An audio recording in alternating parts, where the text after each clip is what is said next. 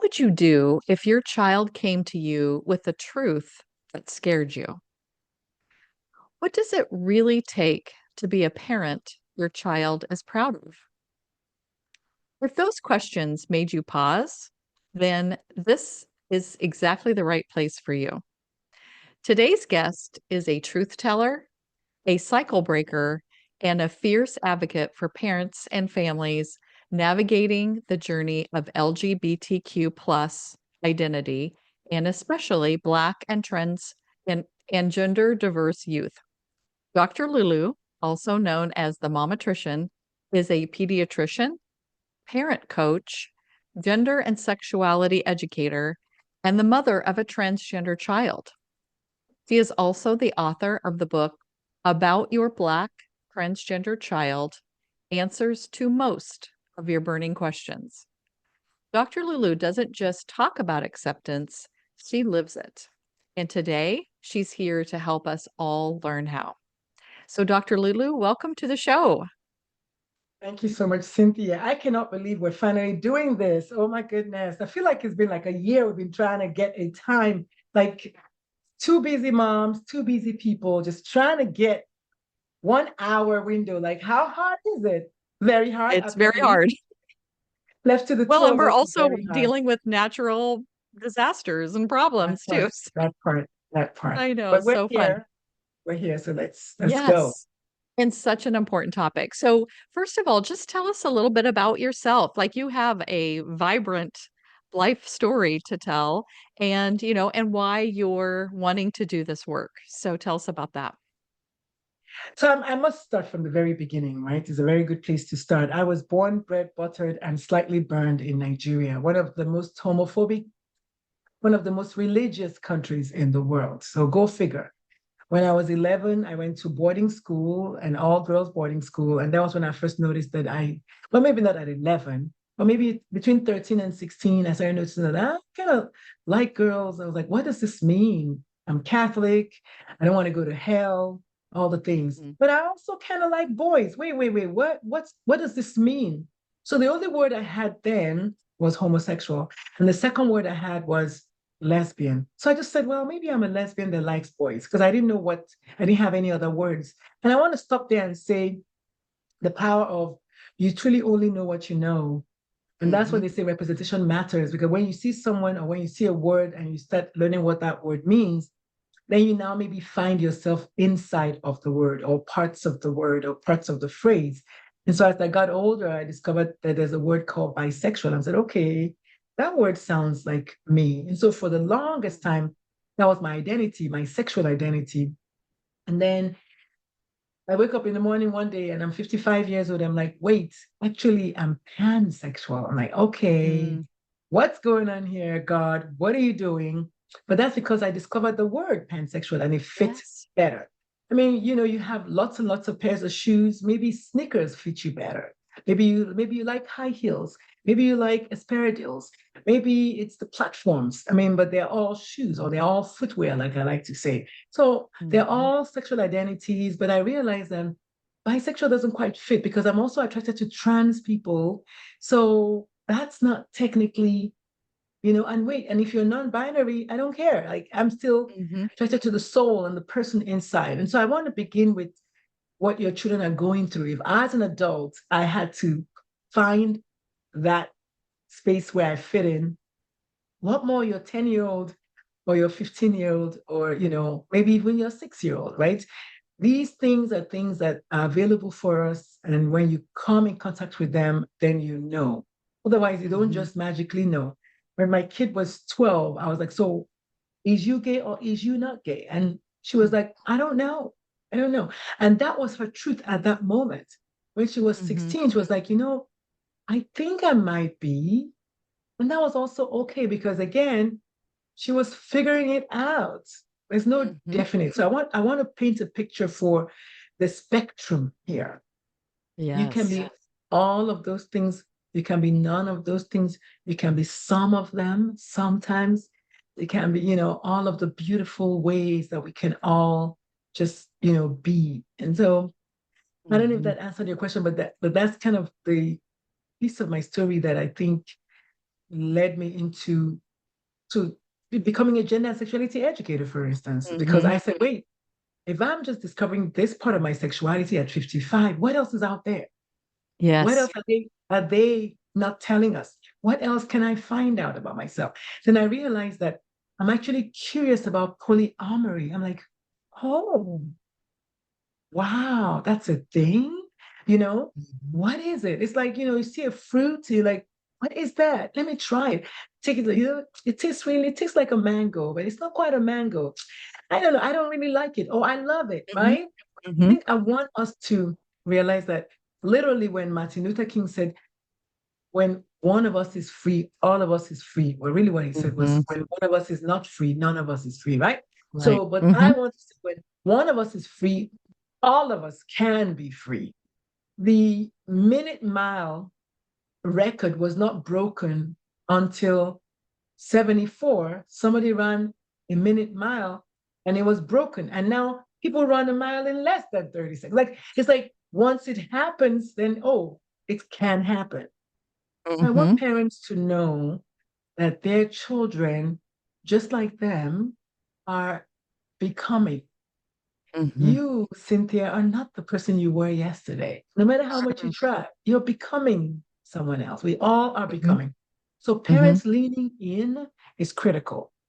A lot of parents actually discover their own gender identity or sexual identity after their kids share theirs because it's like, let me lean into this thing. Oh, is this what it is I've been feeling my whole life? I had no idea. Mhm. Versus, no, don't do this. Do not ever do that. I don't want to hear you doing it. And then you essentially push a wedge between you and your kid. You Mhm. become estranged, and then you lose that piece of, beautiful relationship that could have been there.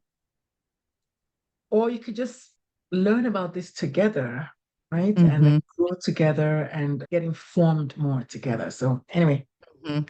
Well, yeah. Dr. Lulu, I was looking at your story on your website, and what I think that is so good is that you actually have been on that other side when you first heard this from your child, where you were like, "No, I don't want this." And I don't know if I was surprised to read that, but I guess because you're so open and you know so much and you're wanting everyone to know about this, I would have just assumed that at the very beginning, you were like, "Oh, I totally welcome this and everything's fine." So talk a little bit about that and how that progression of, "No, I don't want this," and then how you sort of and, came to accept it and came to help your child, I'm sure. Yeah. So, like we were talking about before we started, I made that quote that I said, parents don't want their kids to suffer, period. No Mhm, parent wants their child to suffer, mhm, period. That said, when I told my father at 16, he said the same thing. He said, I think it's a phase, you're going to grow out of it. And I mm, believed my dad. And for mhm, many, many years, I tried to squish that aspect of myself and hide it and run away from it. It was easy in the sense that being bisexual, I have attraction for both genders at that time. So it was easy for me to live as a heterosexual and no one, would know, right? We're none the mhm, wiser. But I knew deep inside, everybody knows deep inside. You always know deep inside. So I knew mhm, deep inside that this is not where it ends for me. I didn't know what it was. But that said, no parent wants their child to go through anything painful. I was talking about, if I have an ovarian cyst, I don't want my kid to go through that. If I have a kidney stone, I don't want my kid to go through. No parent wants their child to suffer. So many parents just don't want their kids to be bullied or be mhm, ostracized or be kicked out of the inner circle or not mhm, allowed to play ball or use a restroom that they want to use. Parents want to protect their kids. What I do say though is while you're trying to protect your kid, don't inadvertently become your kid's first bully, right? Which is what I ended up doing while I was like, okay, well, so don't paint your nails when Nana is here. You can paint your nails any other time, but just don't paint. What I was saying to the kid was like, you can be authentic sometimes. Nobody wants that. And that's right. what bullies, well, you just can't be too girly or you just can't be too masculine. You have to be just the way I want you to be. Who Mhm, gave you the right to do that? right? Mhm. So I realized that while I was trying to grasp it all, I was being my child's first bully. And it really became apparent to me when, you know, on Christmas morning, I got a phone call saying, Mom, I'm transgender. I'm like, wait, I thought you were just gay. Mm. Wait, I thought you said you were non-binary. So which is it, right? Maybe that was not the right way that was not the right way to respond, right? But it was my truth. And I want people Mhm. to realize that nobody was just born knowing everything. It's all a Mhm. process, it's all a becoming. And so I love my story for that reason. The fact that no, I had my own struggles with internalized homophobia against my own self. Of course, I'm not Mhm. going to want that for my kid, right? Because I was Mhm. already struggling with it. So I want people to understand that no one, if I can do it, they can do it too. If I Mhm. can, go through what I went through and still turn around and say, you know what, my child's life matters more than anybody else's life, Mhm. besides mine. Mhm. Mine comes first.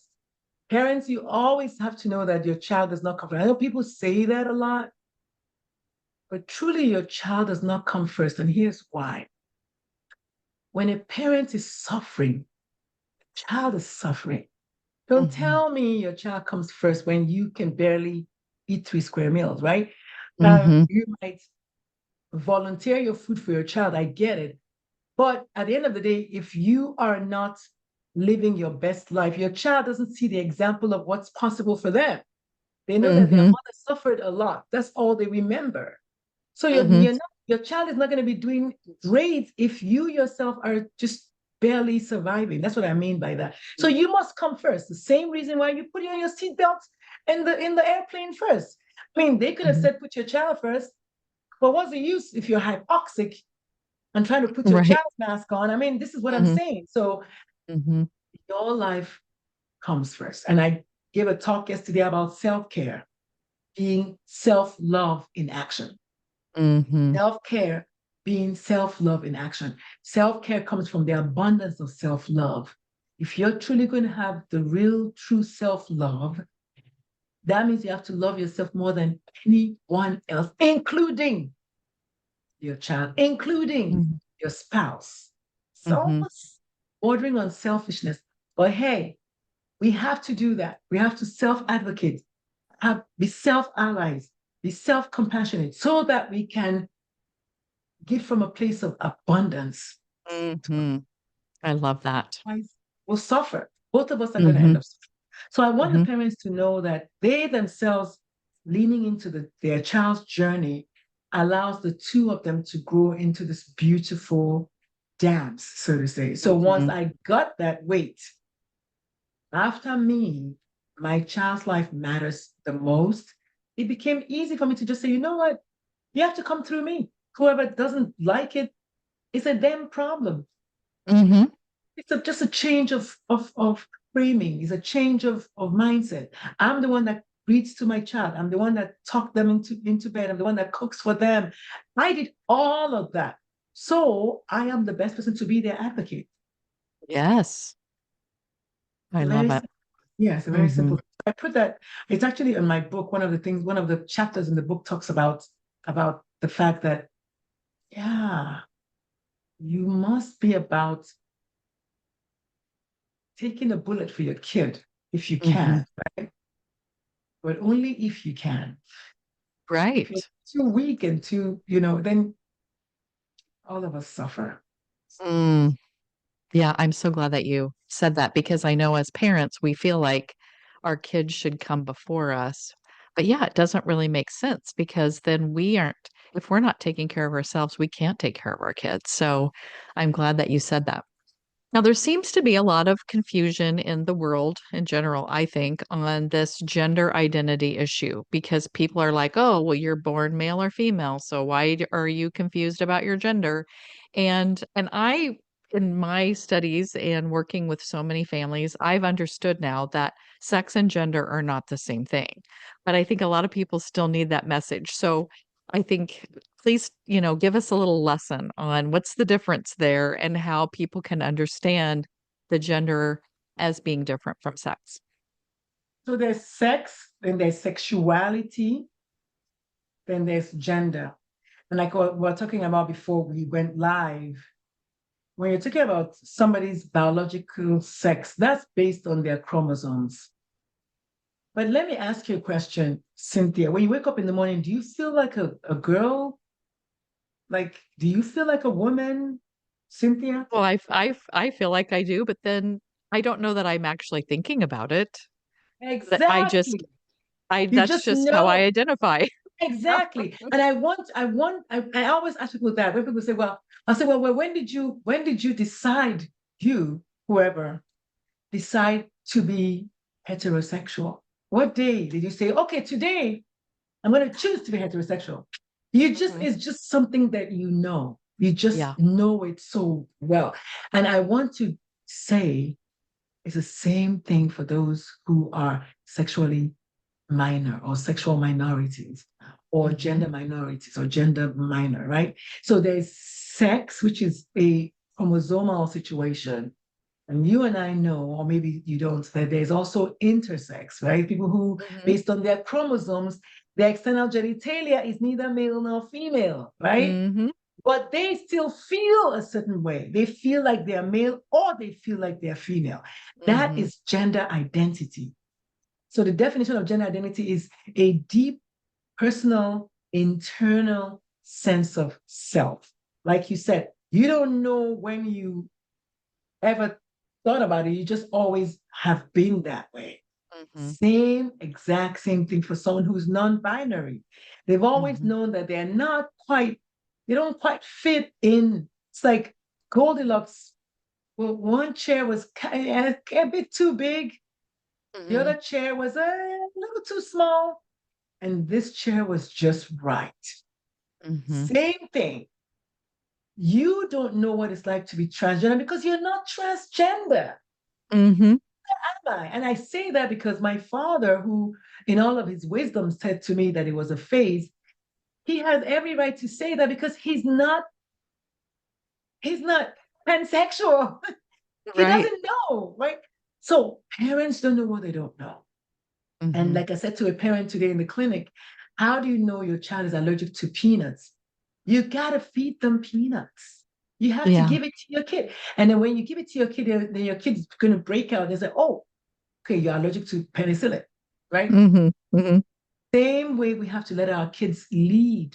So my third TED talk is titled Let the Children Lead, Parenting as Students. Parents have to be students of their children. That's how you Hmm. learn about your child. You can't just come and say, I know my child. No, you barely know yourself, bro. You Yeah. barely know yourself. You don't know your child. You don't know anybody. You only know Hmm. what your child shows you, what your Yes. child tells you. We all Hmm. know that there was a part of our childhood that we never share with our parents. Hmm. So why do you think your child is different? You know, Right. why do you think your child is Hmm. different? So you only know what your child wants you to know, Hmm. truthfully.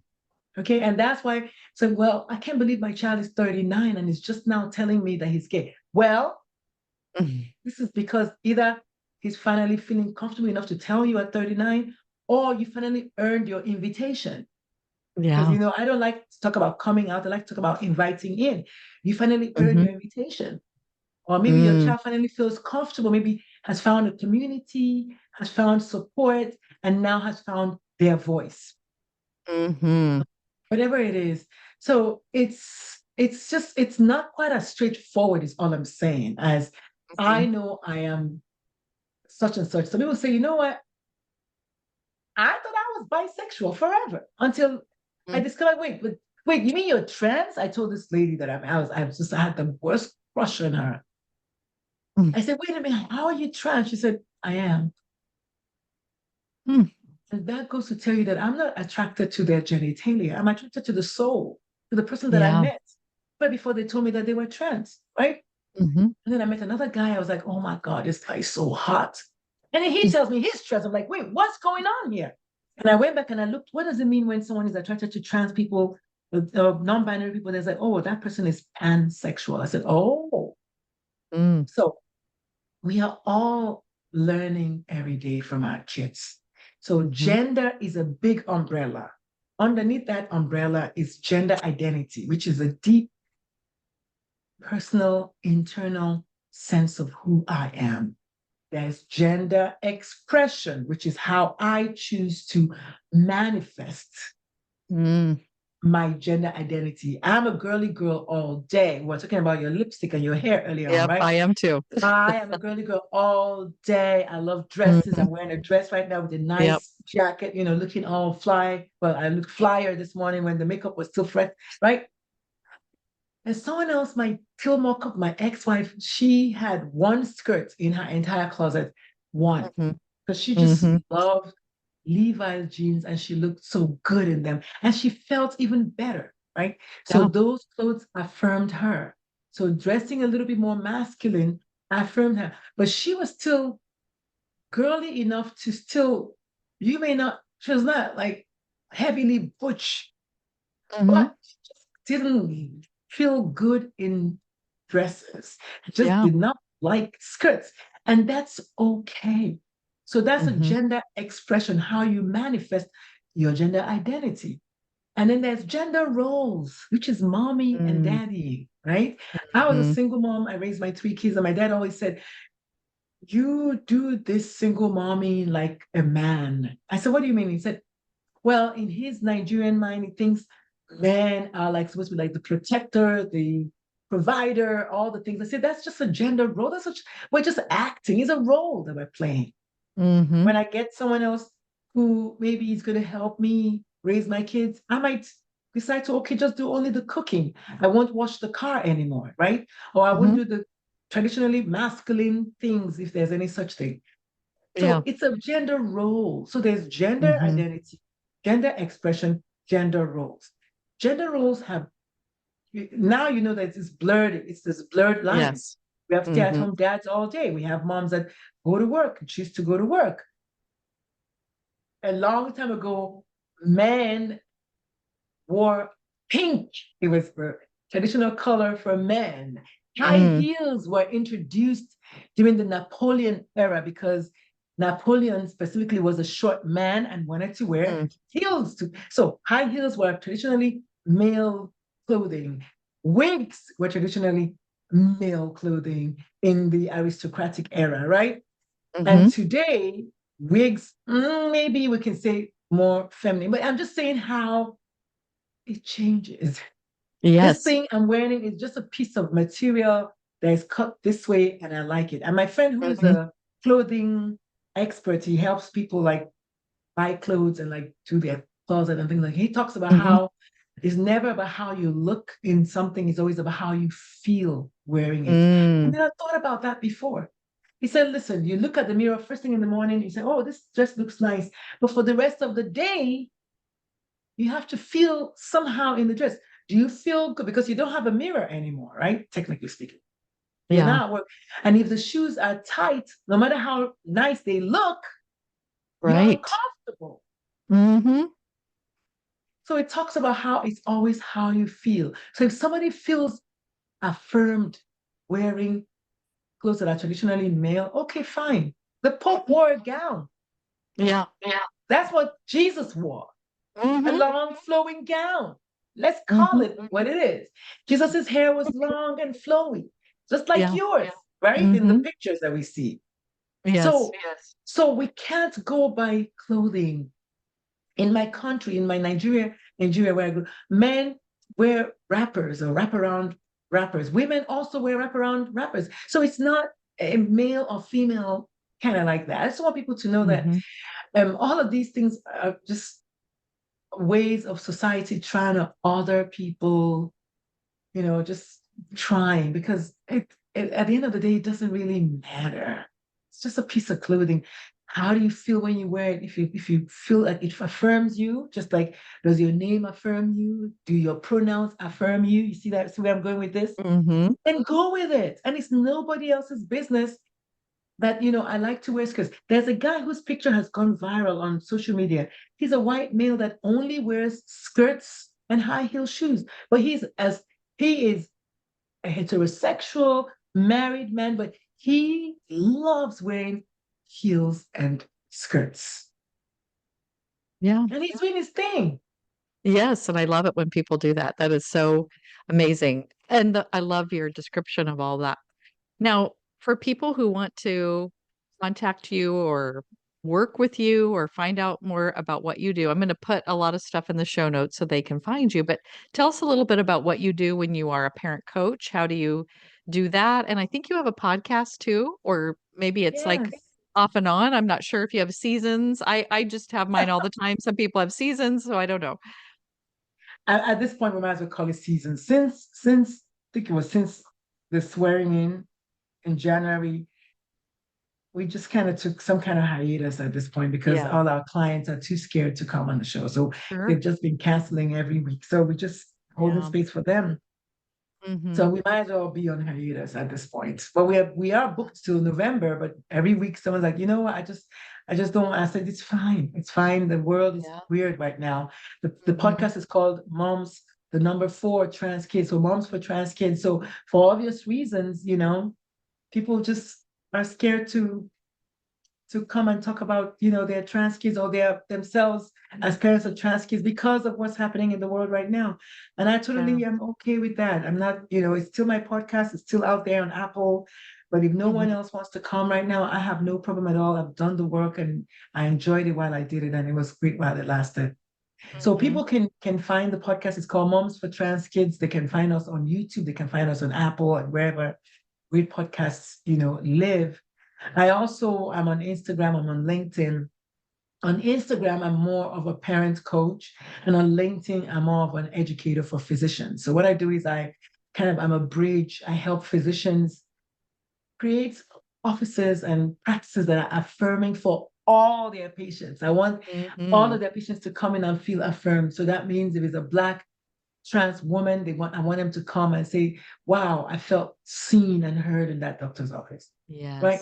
Yes. And then on Instagram, I'm more of a parent coach. I mostly talk about parents and affirming their kids. And basically just the first question I ask them is, what were your thoughts about having a child? When you Hmm. first thought you were going to have a child, what did you imagine? Hmm. Everybody imagined like a quote unquote perfect kid.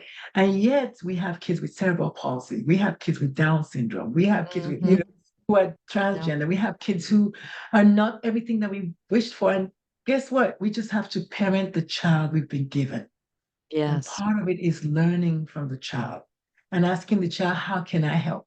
Truthfully, when your child says, Mom, I'm trans or Mom, I'm gay, you should say, thank you for telling me. Because that Hmm. means if you thought I was safe enough for you to Yes, tell. you were And invited. then, yeah, I was right. And then also Hmm. say, congratulations, because I just told you how not very easy it is to figure it out. So Hmm. congratulations so it's CTA. So congratulations on discovering who you are. And then thank you so much for telling me. I really appreciate it. Thank you for finding me safe. And then A is ask a question. The question is, how can I help? What would you like Mm. me? Who would you like me to tell? Who would you like me to not tell? How would you like us to Hmm. move forward? Would you like to be on hormones? Would you like us to tell your school? Would you like us to tell your coach? Do you want to change schools? Do you want to, tell Hmm. grandma? Who Yeah. would you like? How can I support you? Is the Hmm. question. How is a very open-ended word, right? How is like open-ended. What is open-ended? Mm. Why may not be quite as open-ended because it kind of puts people in a spot, but how can I help you? Allows the child to use their own words. Yes. Hey, mom, I just want to tell you, I just want you to know, I don't want anybody else to know. Great.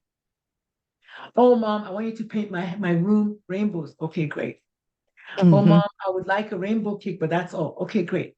Oh, mom, I would like my friends to come visit. Okay, great. So how would you like me to support you? Is what I want the parents to say versus, okay, so are you sure?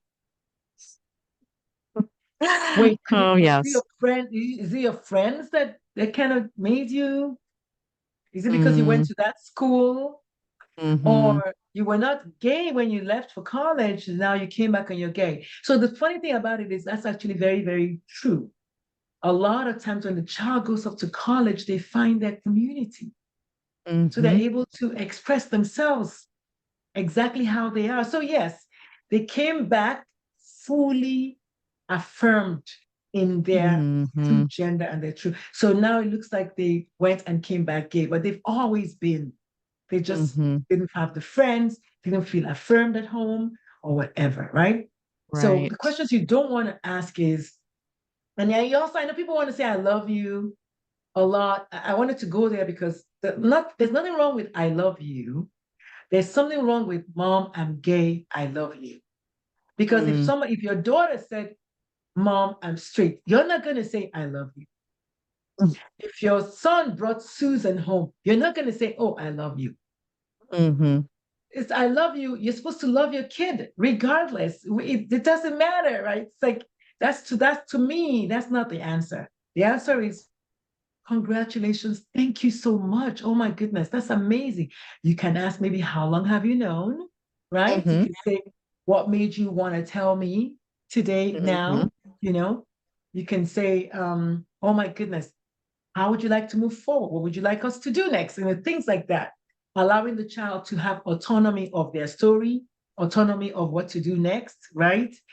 Mhm. I love you is okay. I just don't think that that's the answer at that point. I just don't, I feel Mhm. like the child is gonna be like, okay, so, oh wow, so it was, oh wow, so you didn't love me before? Like, what does that mean? And because Uh-huh. you don't know what your child has gone through, what it took for them to tell you that. So Mhm. definitely celebrating it is because a lot of kids, there are 2 points when the average queer child, which is like what I like to say, what the average LGBT child has suicidal ideation, intense suicidal ideation, 2 moments in their life. When they first discover that they are indeed gay, it's like, oh my God, my parents are going to kill me. And when Mhm. they actually tell their parents, that's what the Mm. studies have shown. And the average time between the one and the other is about 10 to 14 years.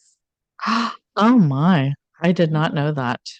Yes, so Mm. that's a study that I discovered when I was writing my book. So I really want people to Mm. know that it is not easy for someone, especially in the South here where I live, where there's the Bible Belt, where they want to use the Bible to just whip you to Right. oblivion. Mhm. Parents should know that your child may never, ever, ever tell you. And you have Mhm. to be okay with that Mhm. because a lot of times it's about safety. It's about their Yeah. safety and maybe even your safety. Because now Mhm. in some states, they're arresting parents for affirming their Mhm. kids, like Texas, where I used Yeah. to live. So I want Mhm. people to know that whenever your child invites you in, be thankful, be happy, be gracious, be grateful, and celebrate it. Which Mhm. is why I said congratulations, celebrate it, and then ask them, what would you like us to do next? So Mhm. CTA is congratulate, thank, and then ask the question. Mm. I think Oh, that's one that's thing I good. was doing. Yeah. And then for the physicians, I just teach them the language. I teach them the power of affirming one person, how much that costs, and the fact that if one patient feels affirmed, what are they going to do? They're going to bring their friends. Yes. They will never leave you. They'll Yeah. be awesome patients because of you, you know? Mhm. And then when one person doesn't feel affirmed, they could sue you. Yeah. Doctors don't ever want to be sued, right? They could Mhm. sue you. Mhm. They will leave and they could take their friends with them. So at the end of the day, it does affect the bottom line. But also, we took an oath to first do no harm, Mhm. right? We took an oath to see all our patients, regardless of our morals and our own beliefs, right? If someone comes to see Right. me and, I don't know, they have 5 boyfriends, my job is not to say, oh, I cannot believe you have 5 boyfriends. My job is to say, okay, well, let's talk about how that makes you feel. Do you feel affirmed doing that? Are you using Mhm. protection? Were you Mhm. like an STD screen? I mean, let's talk Yeah. about you as a patient, not Yep. your lifestyle, because that's not that no one has everyone has skeletons in their closet if we really went to go Mhm. look. So I help the physicians also feel better about themselves, feel Mhm. better about affirming all their patients, particularly Black patients, because of intersectionality, because of Mhm. health inequities. Health Mhm. inequities, equity means everybody gets a t-shirt that fits. Yes. I love it. Equality means everybody gets a t-shirt. Mm. Equity means everyone gets the t-shirt that fits. Mm, their style, or what they like. And that's yeah. equity. So both of us are women. But if both of us go to see our doctor, my doctor better recognize that I'm an immigrant, Hmm. right? I'm queer, right? I have fibromyalgia. I'm a disabled veteran. My doctor better know that I had my front teeth knocked out, right? My doctor better know that. Now, we're both women. Yeah. My doctor better recognize that you may have a family history of, I don't know, something that I don't have. So you Hmm. can't just treat us equally. See the difference now? Yeah. Hmm. You have to treat us how we need to be treated as Yes. patients, which means I come with my baggage, you come with your baggage. I've been twice divorced. There may be some things that I may not want to know about or whatever, Mm. because of my history. And you may have diabetes. I don't. You know what I mean? Hmm. So while we're both women going to the same doctor, that's all there is to it. When it Yes. comes to the actual patient, we have to recognize each patient's baggage, which means their intersectional identities, all the other things that they come with them to the Hmm. doctor with. I have Hmm. significant high blood pressure when I was pregnant with my kid. I mean, you may not have had that. So I'm just saying our history matters. And so the Hmm. doctor doesn't get to choose, well, I'm going to take care of this kind of patient. No, you Hmm. can't choose that. And you didn't take an oath. Then one of the things I say is first, while our oath is first do no harm, my quote is first do no further harm. Hmm. Because most of us are coming with some degree of trauma. So Yeah. recognizing that is critical. I could go on Hmm. and on, girl. I Oh, could I go on know. and I on. love it. Well, and it fits so much with education too, which was where I was at for 31 years. Is that and I was in public education. So we get everybody that lives in our area, and we have to deal with all of them in a beautiful way wherever they are, affirm them in every way that we can. And I was trying to teach that as much as I could at my school. I was the one who knew about what pansexual was and what all these different things. So I would like teach the educators, like, these are the words. We need to know what this is. We need to, care about all of our students, no matter where they're at, and love all of them. And so I wish we had an oath, do no harm. I mean, I knew that was in the doctor's oath, and educators don't have that, but we totally should have that because that's what, I mean, we shouldn't be doing harm to these kids who are sent to us, and they have to come. And they have to come to this particular school if they're, in the public school system.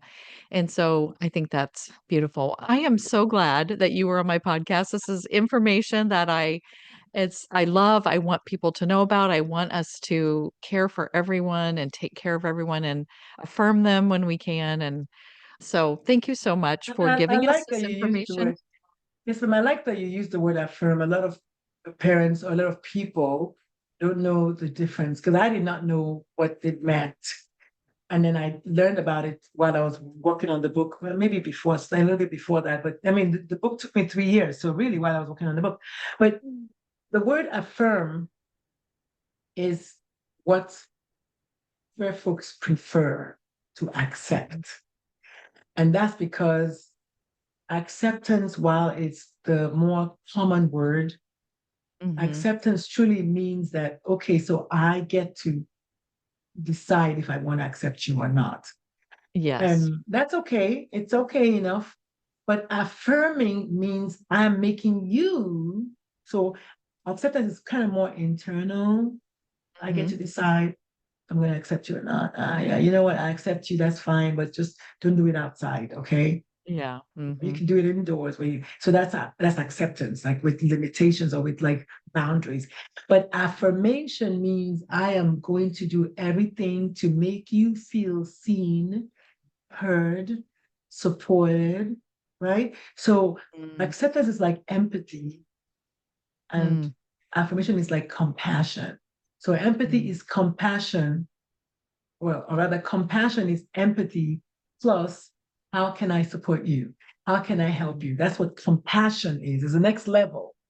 Hmm. Affirmation is also acceptance plus how can I support you? Like, what Mm. can I do to make you feel heard and seen and such that you feel affirmed? So when it Mm, comes to affirmation, I'm not going to say, oh, I'm going to affirm you. It's not a thing.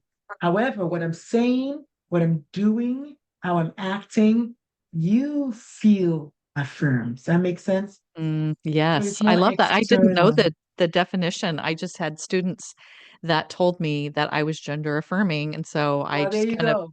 So it's adopted a that feeling, word. But exactly, exactly. It's a feeling that they have, exactly. You can't, like I said, you can't come and say, I want to affirm all the kids. No, but your actions, the way you talk to them, they feel seen. They feel Mhm, like you are saying you are exactly who you say you are, and I'm here mhm, to support that. That's where affirmation is. Whereas acceptance is like, yeah, sure, whatever. You can wear the blue shoes, but just don't wear them indoors. mhm. Yes, and there is a lot of that, I think. Like, that's how people who don't like it show, "Oh, I'm being nice because I say that I accept it."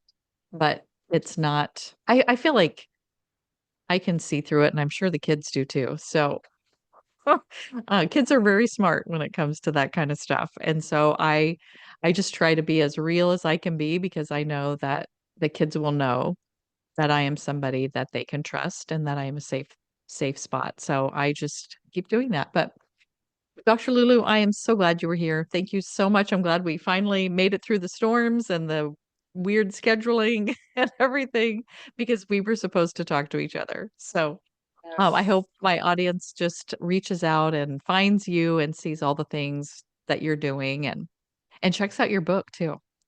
Yeah, please. I mean, anyone who hears me and would like to get in touch with me, I'm on Instagram at the Momatrician, Momatricin, and on LinkedIn as Dr. Lulu, and on Facebook is Dr. Lulu's Angels Haven, which is my nonprofit that helps find safe, affirming homes for LGBT kids who are experiencing homelessness. So I'm just Mm, trying to capture everyone as much as I can. I'm open for coaching for queer folks who are trying to understand their journey and help them invite the right people into their spaces. I coach parents of LGBT kids who are trying to understand how they can support their kids and also antagonize the homophobes around them. And also, I help physicians, like I said, more with physician practices of like 10 or less people. I help them just create that space where their patients leave there saying, wow, that was a great experience. mm. So the patient journey is really affirmed. So yeah, Yeah, so needed. Well, thank you so much for doing all that work in the world. We need you. And thank you. I I'm just so glad you were here. Thank you so much. Thank you. Thank you. Thank you, Cynthia. I appreciate you.